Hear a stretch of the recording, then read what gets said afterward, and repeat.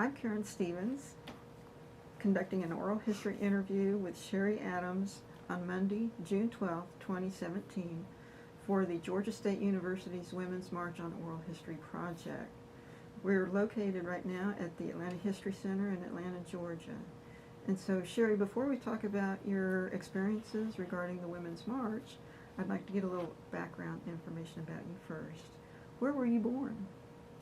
Well, I was born in Georgia. I was born in Savannah, Georgia, and it was during the World War II. So my father was in the Navy, and I've lived in Georgia all my life.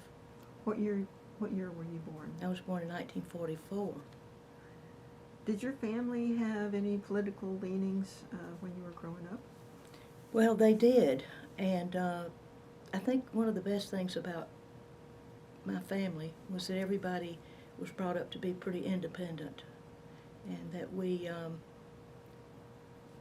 shared information, but everybody made up their own mind. What's your profession? I'm a realtor in Atlanta. I'm actually an associate broker, and I taught school for a while and decided that because of some of my family history and my family leanings that I would enjoy being a real estate agent. So I switched professions. Do you have a particular political party that you support? I'm a Democrat. Democrat. And funny enough, most of the real estate brokers and agents are Republicans, most of them, if you look at the whole picture. So I'm kind of unusual Interesting. in that department. Have you been involved in political activities before? I have. Did you, can you describe some of those? Yeah. I grew up in a small town, and my mother was from Valdosta, and my father was from Vidalia, so we went between both of those towns a lot. And then I went to the University of Georgia, and when I was at the University of Georgia, the first female black students were admitted to the University of Georgia and lived in my dorm. And at the time, I think at that point I was really beginning to realize how critical that was and how serious a situation it was, because they always had bodyguards with them, and we were always nice and polite, but I didn't particularly know them or associate with them, and they were sort of kept at a distance as far as I could see. But I began, I think at that time, to be a thinker of what really is going on as to how I grew up. And then when I was a student, I walked into one of the little stores, the little Magic Market stores, and I said to the black guy behind the counter, I said, boy, where are the Coca-Colas? And he turned to me and he said, I am not a boy. And I just couldn't believe it, because I didn't mean it that way. And I understood it, but I was floored that he thought I was being rude, because I didn't mean to be. So then I started listening, and then the Vietnam War came, and so we had a lot of protests on campus. And so then I had a friend who decided to get an abortion because she was young and didn't need a child and want a child, and I became very pro-choice because I understood her situation at age 18.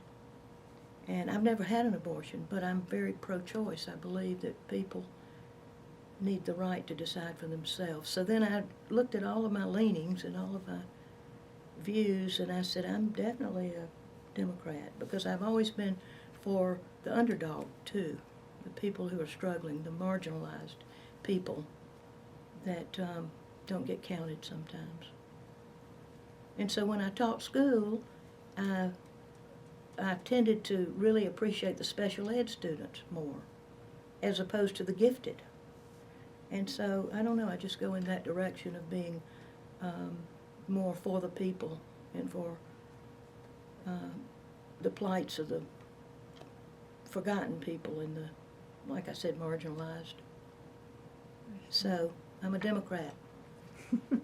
Had you participated in a march before? I have. Did I answer your question Yes, about you the? did. Okay, so I joined the National Organization for Women when it was very, very popular, not just in Atlanta, but everywhere. And then we branched off and became the Feminist Action Alliance.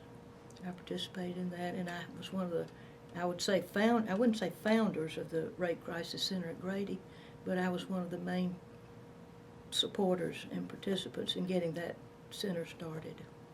And I worked at Grady when we needed people at night to be with people and the police, and we would watch to make sure that the police were treating the, I call them victims, the patients, that they treated them with respect and didn't neglect them. So we were sort of spend the night helpers. So, and I've marched with the teachers for higher pay and better terms. And then I've marched in Atlanta and in Washington with the pro-choice marches. And then I went up to the Hosea Williams march in Forsyth County. I have a good story about that and how that happened, if you'd like to hear it. Tell us about that. So, I lived on Northside Drive in Buckhead, and most of the people that I knew were, and as a realtor, they had plenty of money and nice cars and this, that, and the other. And Margaret Fulton was someone who would come as a house helper, and she would do a little bit of cleaning. She was in her 60s, maybe mid-60s, but we'd known her for so long. So she would come and she would cook, and she would just sort of help in the house on Saturdays. So when I found out about the march, I said, I'm going to the march.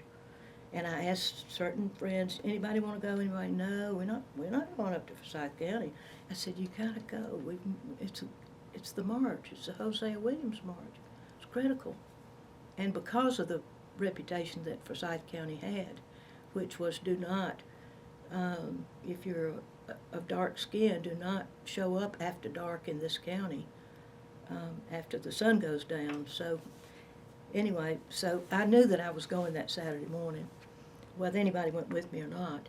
And so Margaret comes, and I said, Margaret, you want to take the day off? She said, no, I don't want to take the day off. I'm here to work. And I said, go with me. I'm going to the Hosea Williams march. She said, I'm not going to go up there. And I said, Margaret, this is an opportunity. I said, this is a wonderful happening. Come and go with me.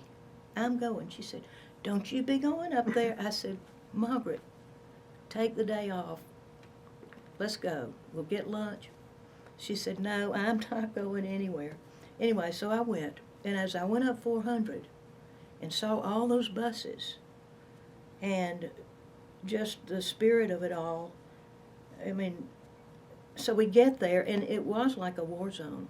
Some of the photos that I took were very, there was the National Guard was there, and they did throw bottles at us, and they heckled us from the sides, and a lot of spectators not doing anything harmless. But we managed to march, and I marched arm in arm with a minister from South Georgia.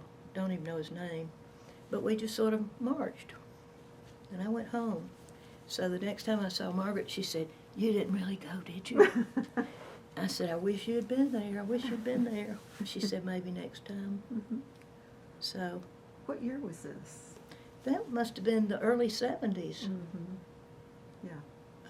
So then I got involved with other things. One summer I went, in the 60s, I went to the International Women's, it's called the International Women's Year.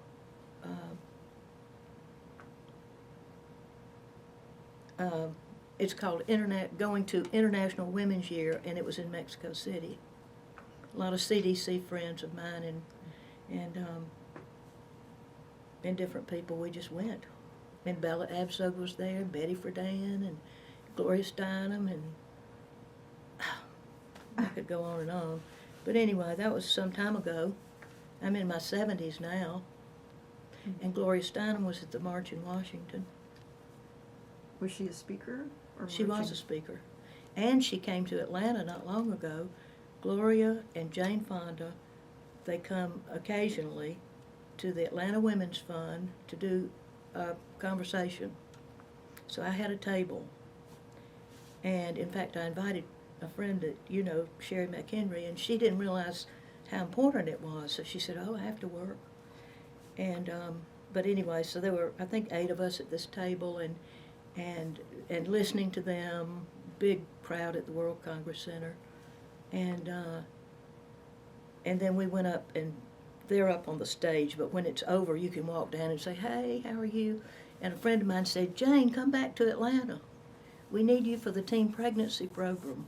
She said, "I'll be back. I'm working on it." So it was fun. And the one thing that they said that was so important was that there was a question from the audience, and the question was, what do you think we need to do now at this time with the election that has just ended and a lot of people that are so upset? And Jane Fonda said, "Read Gloria Steinem's books." And then Gloria Steinem said, "Read Jane Fonda's books." And they said, "And let's help our people understand that the most important thing is to educate our young people and educate our young men as to how to treat women." So it just goes on and on. It's just great, great times.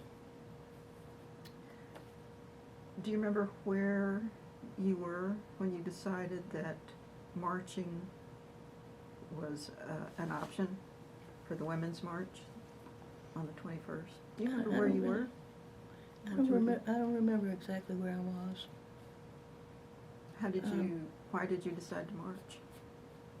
But going back to that question, I think that I was on a golf course in Athens when John F. Kennedy was killed, Mm-hmm. and I think that made such an impression on me of what our country, the state of the country, and the things that we would need to be a great country, and that we have to pay attention and listen and learn and help each other. It takes a village. So what was the other question? The other question was, why did you march on January 21st? Because I believe in marching. I believe in speaking out. And when I saw the cascading events of chaos and the election results and I just knew that I had to go and be one of many, many people who were willing to express themselves.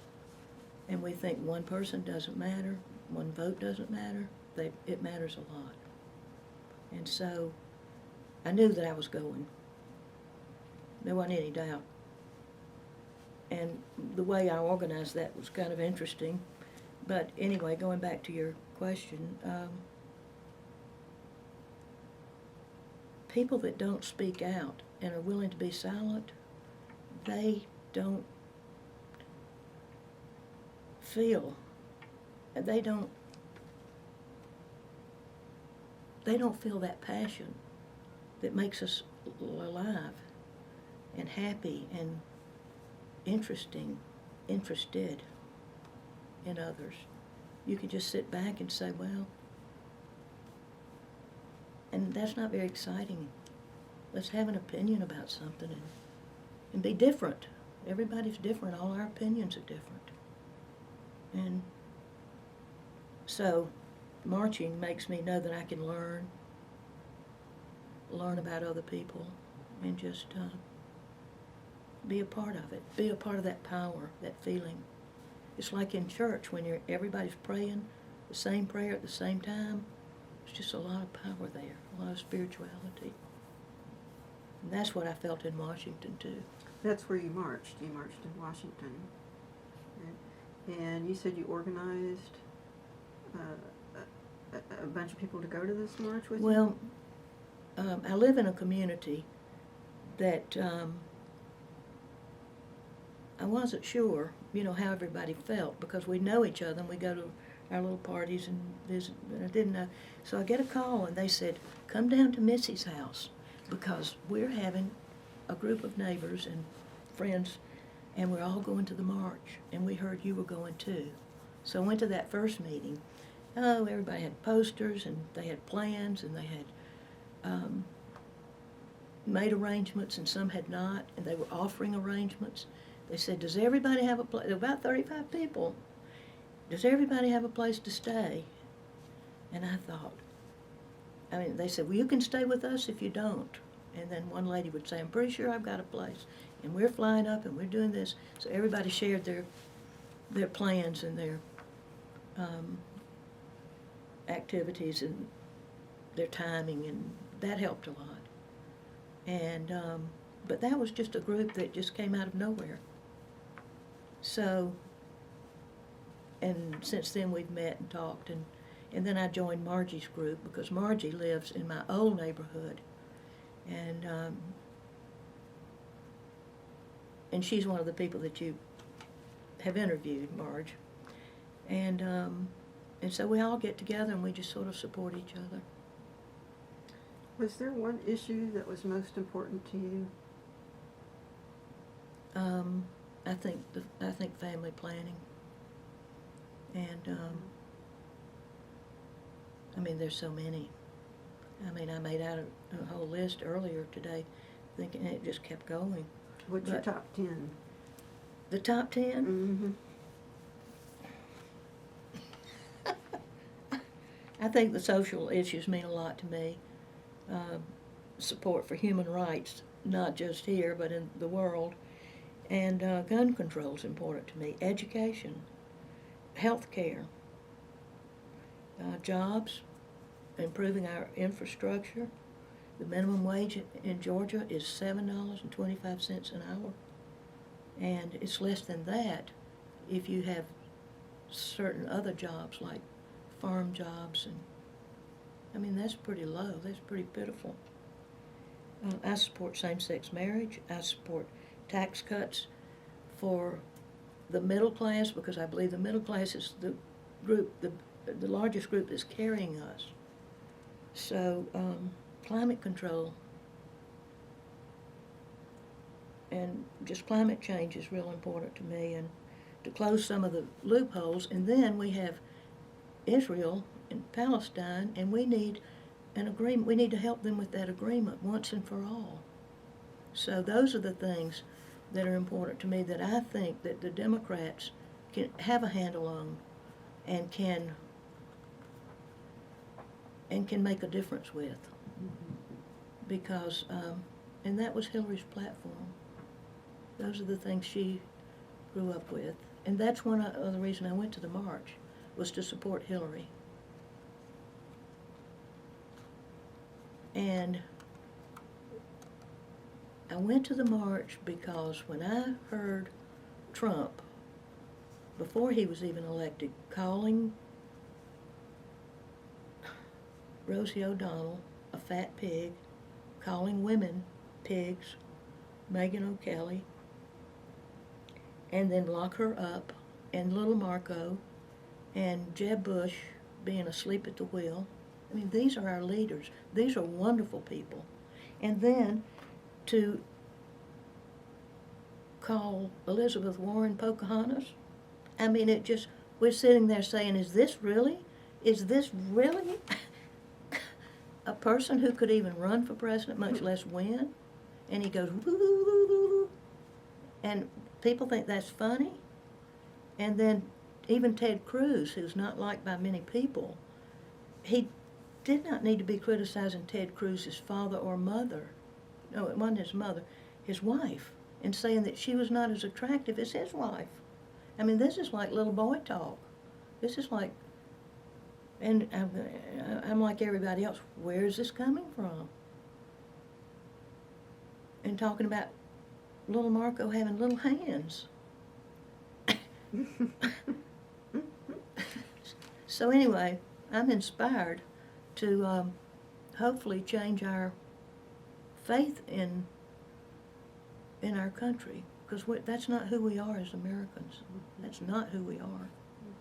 And we teach our children not to call names, and yet he bullies and calls names, and he's our president. And making that remark, I don't mean to go on and on, you'll have to stop me, making that remark about Hillary when she went to the bathroom, and making that remark about Carla, I can't even remember her last name, Fiorini, and saying, look at her face, look at that face. And I'm going, why would anybody vote for this man, for this person? And we did. Our country did. And that's us. So I'm inspired to march anytime. Did you have any expectations about the march before you got there? Because I've been in marches before, I didn't have any fears about it.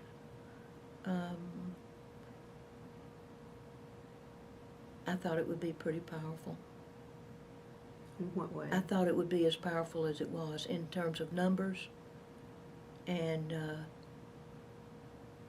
it went sort of the way I thought it would go,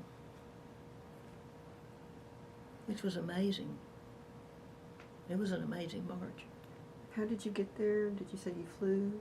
Well, I had some different friend groups, and we were talking about, well, we'll get a motel in Arlington, and then we'll take the metro in, and that'll be easy. And the more I heard about the numbers that were going, the more I realized that the metros were going to be jammed, and that, and I don't have to be a part of a group. I knew that, and so I talked to different groups, and then a couple of my friends said, well, I'm not going, I've got to stay in Atlanta, I can't go. And so I said, it narrowed it down to 2 people in this one group that wanted to go. And so I said to Joyce, I said, Joyce, because it suited me to go by myself, because then I can get to the front and get where I want to go. But anyway, so Joyce said, I'm going if I have to walk. And I said, well, we might walk together. I said, I'll tell you what, I'll pick you up at 8 o'clock on Friday morning, and we will go. We'll be there by 8 o'clock that night, and no later, 9. Depends. But anyway, and I said, and then we'll get a good night's sleep, and we'll march, and we'll stay Sunday for some of the other functions, and we'll come back Monday. She said, I'll be ready at my front door at 8 o'clock. And that's what we did. We just drove. She drove some of the time, I drove. It was easy. I have satellite on my car, so we listened to all the CNN and all the news the whole way up there and back. We were sort of saturated by the time we got home. What was the news? What was the media discussion on the way that you heard on the way up? Well, it was about the numbers of the march and the weather and the people, and they interviewed people, and mostly it was about Trump talking about how his numbers were bigger, and everybody sort of laughing and this, that, and the other. So, but the way that Joyce and I handled our accommodations was kind of fun, because I'm playing tennis with Donna Breezy. Her name's Donna Breezy. So we're walking off the court, and Donna said, do you want to play this weekend? I said, I'll be out of town. I'm going to the march. She said, really? She said, well, you know, my daughter might march. And I said, great. I said, maybe she'll march with me. I'll meet her at a certain place. I knew Melanie. And she said, and I said, but where's Melanie living? She said, she lives in Washington. I said, she lives in Washington? I said, you go home tonight, you call Melanie, and you tell her that 2 of us are coming up, and we want to stay with her. We can sleep on the floor. She said, well, she just has this teeny little apartment. You have to go up these steep steps, and it's over a hookah bar. And I'm going, well, where is it? It's on 18th Street in Washington. I said, it's perfect. It's perfect. She said, she has a roommate and only 2 bedrooms. I said, you tell her that we will pay her. They were students, both students working on their masters and doctorates, and we will pay her what we pay for any hotel, any place, motel. I said, and call me back tonight. So then Donna said, I won't get home until 8. I said, I'll be sitting by my phone. You call Melanie. So about 8:15, she called and she said, Melanie says that's okay, y'all can stay there. So then we were downtown, and we had people that we knew, and they went to the march with us and had another friend. So there were 5 of us that really marched together. Okay. It was great. And these were young people. Oh, so we get there, and we said, we wanted to see the TV. We said, where's the TV? They said, we don't have a TV. I said, you gotta have a big TV. We want to watch everything. So it was fun. So once you get to the march, what was the atmosphere like? Oh, it was great. I mean, the people, the diversity, the pets that people brought, their grandmothers, the wheelchair people. I've got these great photographs. And I started to bring them, but they're like 50 that it's hard to pick and choose. But it was easy. It was crowded. I had on Bermuda shorts. That's how nice the weather was. And then we were keeping up with Atlanta, knowing that in Atlanta that there was torrential rain, and hoping that that would subside and that the march would be great. And it was. From what I know about Atlanta, it was, everybody that I know enjoyed it.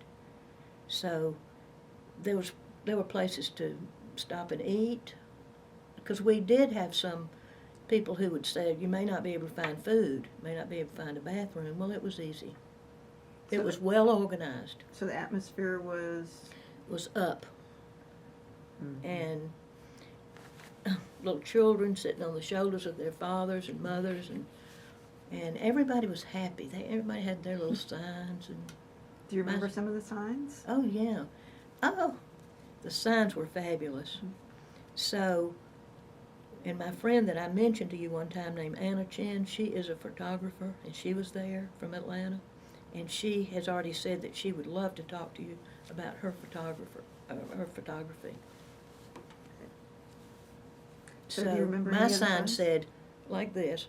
Well, I went to Office Depot, and I bought one of those stiff white signs, and then I went to Home Depot and bought the little numbers that you put on the mailbox so they'd be real sticky and good. And on both sides, my sign said, dump Trump. So I kind of just carried it like this. And the signs, they said everything was, a lot of picture, the sign said everything from, we've been sold out, free Melania. And when I saw free Melania, I went, oh, God, poor Melania. But it's just my little humble opinion.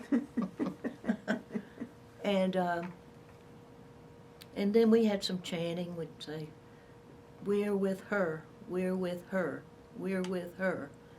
And that would be Hillary, even though she had the popular vote. Mm-hmm. She didn't win. So there were Hillary supporters there? Oh, yeah, lots of them. And were they wearing Hillary shirts? Yeah, yeah. And so one of my neighbors had knitted one of the little pink hats for me, and since the march, I've given it away. But I have some other Hillary stuff. Let's see. I wore this part of the time because I'm a big Hillary supporter. I love this Hillary shirt. 2016. Got it. Uh-huh. Yeah. And I just wish she had won, but I think she might be coming back. Mm-hmm. I don't know who else thinks that. A woman's place is in the White House. Can you see? A little bit that way. And There you go.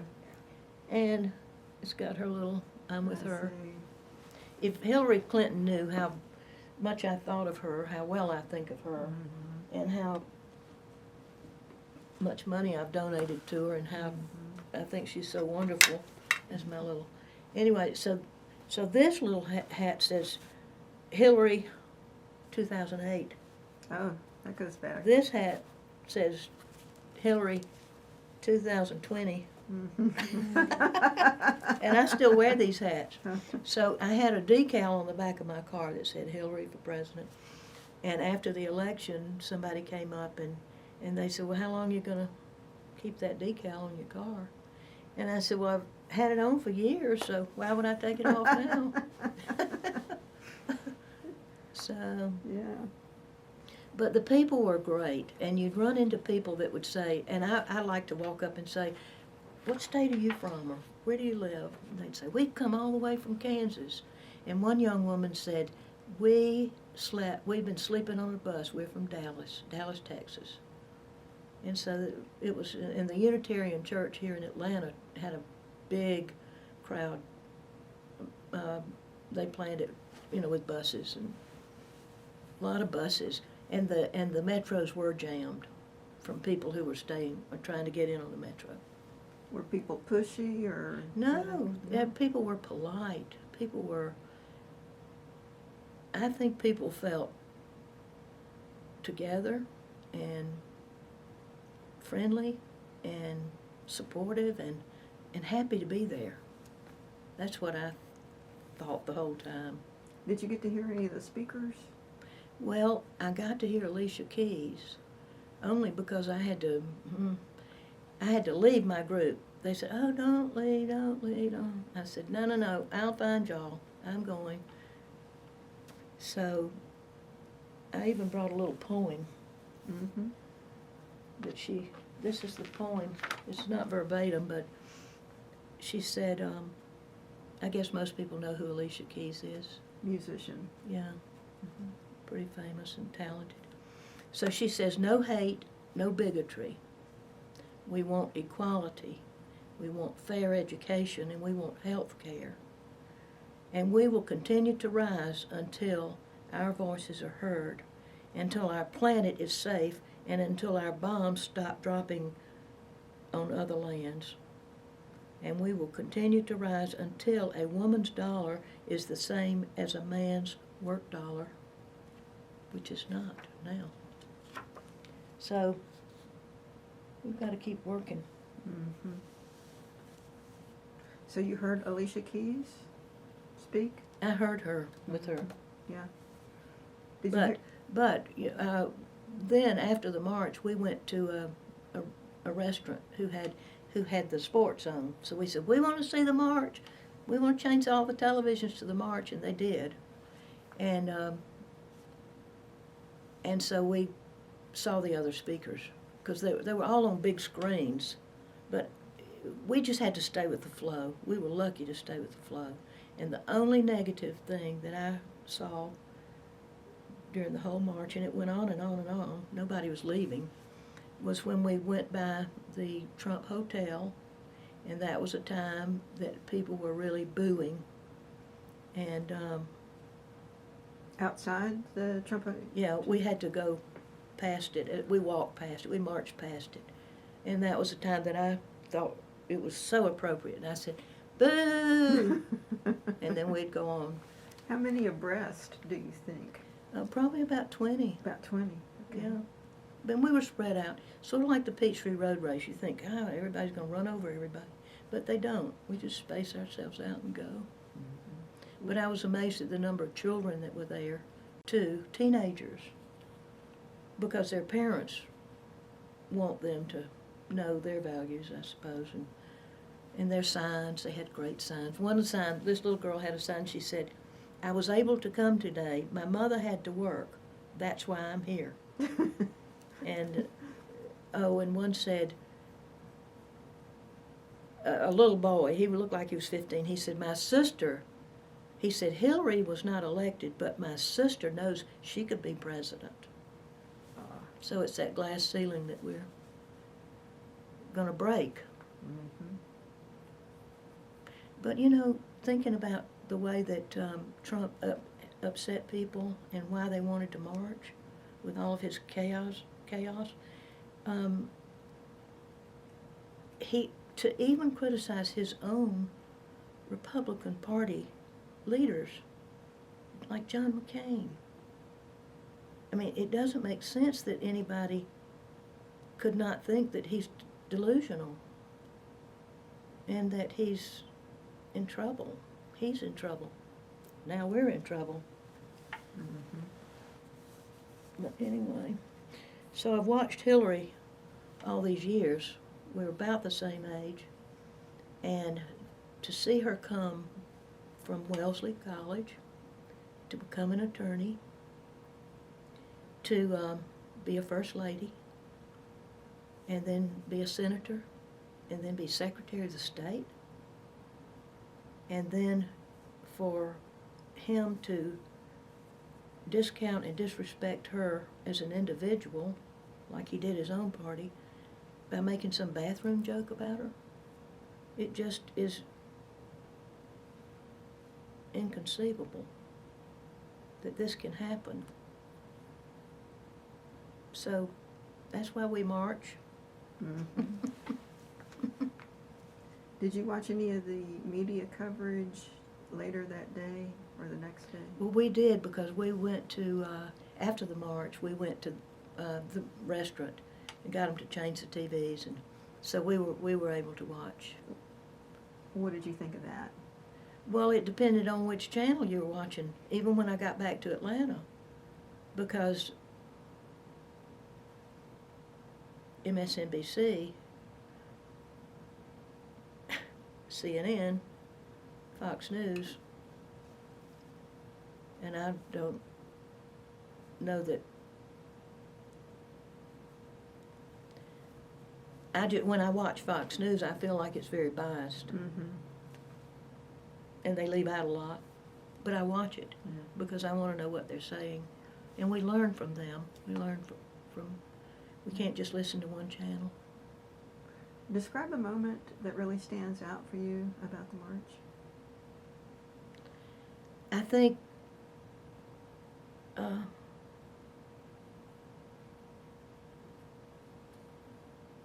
the moment when it was probably about the middle of the day, and the moment was the feeling of camaraderie and togetherness and the freedom to express ourselves, and feeling proud to be a part of it.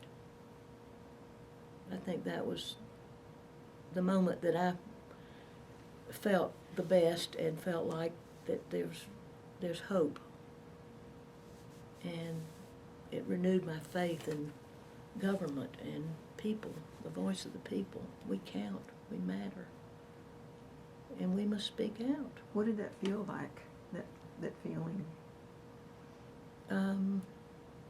It feels like a family. It feels like God is here. Goodness, to me, God is goodness, and there's a goodness, and there always will be, because it just is a feeling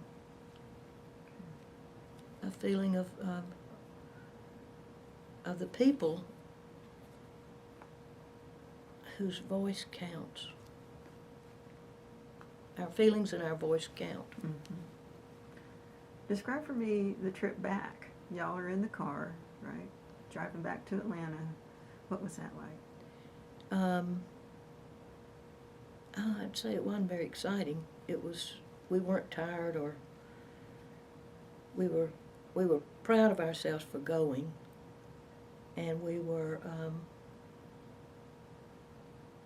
just talked about the march and listened, and talked. We also talked about what other people might have missed, because there were a lot of people that wanted to go, and for work reasons or family reasons, they chose to either march in Atlanta or not march. But it was a proud moment to be going back home and knowing that we were going to continue with our with our thoughts and plans and behavior, with our activities, that we were going to be involved. So sometimes we can get excited about something, and then you go to the gym and you say, oh, I'm real committed to this, and then in 2 or 3 weeks you say, oh, I'm not going to do this anymore. But it's not that way at all with so many people and women that I've talked to, and men. A lot of men support women's rights and equal pay, and I'm so proud of them. What do you hope will happen? Oh, I hope that that it won't be too long before we have an impeachment, because I don't see how we could not. But we will have to see. We'll wait to see what Mueller can do, and thank goodness we have a special counsel. We've gotten this far. What's your fear? My fear is that Donald Trump is so nutty and he's so charismatic that we will go further down this road before people realize the seriousness of it all and how critical this is. Not to me, little old me individually, but to my community and to Georgia, and then to America, and then to the world. It's not little, it's huge. Do you think the momentum is being maintained since the march? I do, and I think that even the Republicans, and there's some wonderful Republicans, I think that so many of them do see how crazy things are becoming and have been, are becoming and can be, and they are afraid. So that's my fear too, that it might go on too long. Was there anything about the march that surprised you?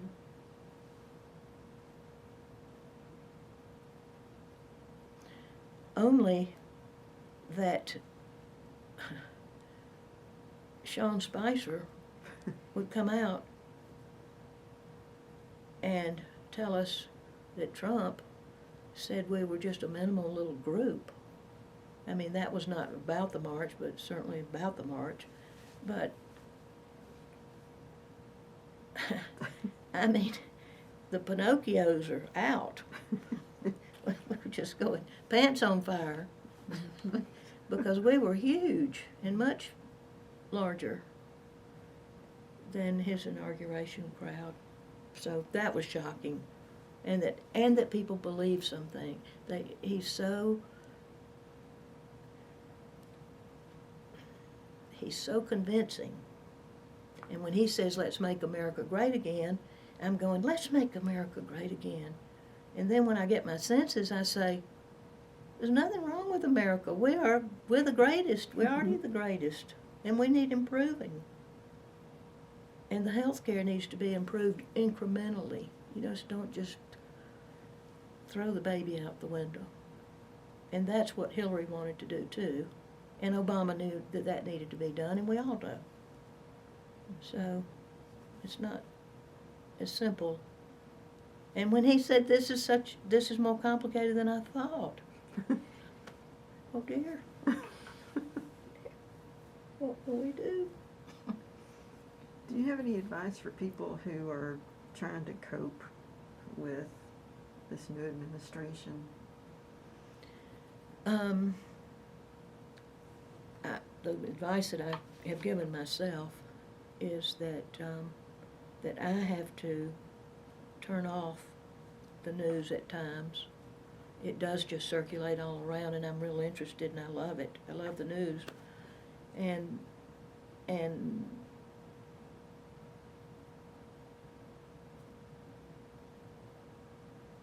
my advice would be to speak up for whatever it is you believe in, and you'll feel better because you said something. You don't just sit there.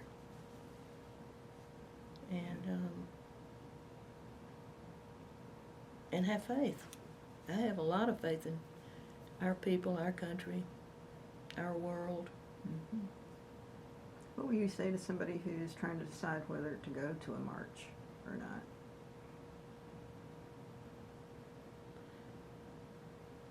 Well, I don't really encourage people to go to church or to marches or to, if somebody says, I've been thinking about going into real estate, and I'll just look at them and I'll say, well, you might like it.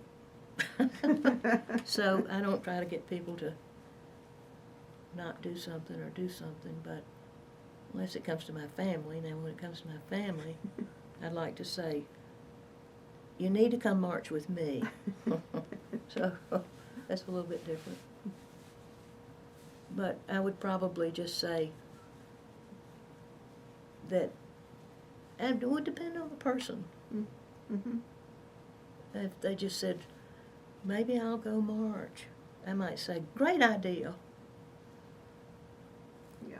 So, Well, as we get closer to the end of this interview, I wanted to ask if there was anything that you wanted to discuss that we haven't mentioned so far. Anything on your notes? Well, there was something I noticed this past week, and that is I try to figure out some of what Trump is saying when he says, I can fix this. I can fix this country. And he's talking about himself, all by himself. I can do this. I'm going to make America great again, and this, that, and the other. And then often he says, I am 100% sure that we're going to pass that health bill, or that we're going to get tax reform started, or we're going to, I'm 100% sure. And so I think that when I hear 100% sure, it reminds me of O.J. Simpson when he says, I'm 100% sure that I'm not guilty. And that's like Trump. He says, I'm 100% sure that I'm not guilty of any wrongdoing. I don't ever have to apologize for anybody. I'm not guilty of any Russian-related activities. And when I hear that, I just go, oh dear, because obviously now, with what we know, he's guilty of a lot of things. And so that jumps out at me when he keeps saying how perfect he is. Mm-hmm. I'm going to make things wonderful. Mm-hmm. It's going to be bigger. It's going to be bigger and better. It's going to be bigger and better than ever. Those bridges, those jobs, health care. So it jumps out at me that has not accomplished much other than scaring us all with what might be. Did that answer your question? Yeah. I noticed that you brought a few things to show us. Oh. A book, Oh, yeah. scarf. Well, this little scarf is just, I served on the Komen Foundation for a year. Mm-hmm. And this little scarf is just, I wore it for part of the march because it's a breast cancer scarf. And I like the colors. Mm-hmm. So, what else did I bring? Oh, You got a book? yeah, but I was gonna, there was one other thing. There's I've got a cup over here. Yeah. Oh, okay, this is Hillary 2016. So, I still wear it sometime. Mm-hmm. On my tennis visor. To see what people say. Oh. It's real interesting, because I like to go into stores, if it's Kroger's or Publix or Target, and I'll say to the usually it's a young person at the Burger King or wherever, and I say, "Ooh, what do y'all think about Trump? What do you think about Trump?" And a lot of times they go, "Oh, what are we going to do?" Or they'll say, "Oh, I don't know." And I'll say, "Well, start listening and start really listening to, what he's saying, because and I'll say, be sure to vote."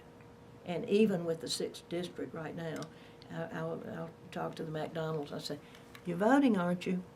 They'll say, well, I don't live in the 6th District. And I say, well, just be sure to vote whenever you can vote. And one young woman said to me, she said, well, my grandmother keeps telling me I should vote, but I'm not registered. And I looked at her and I said, I want you, well, she's up there in the window, and, Mhm. you know, I'm getting my food, and I said, I want you to give a gift to your grandmother, go register and vote. I said, she will be so proud of you. She said, yes, ma'am. I might do that, yes, ma'am.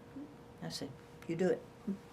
And you brought So- a book? Oh, well, this is a book that I've started, and this is because I'm a fan of Elizabeth Warren's, Yeah. and it's about the battle to save the middle class, to save America, which I think is a great book if anybody's ever interested in wonderful leadership person.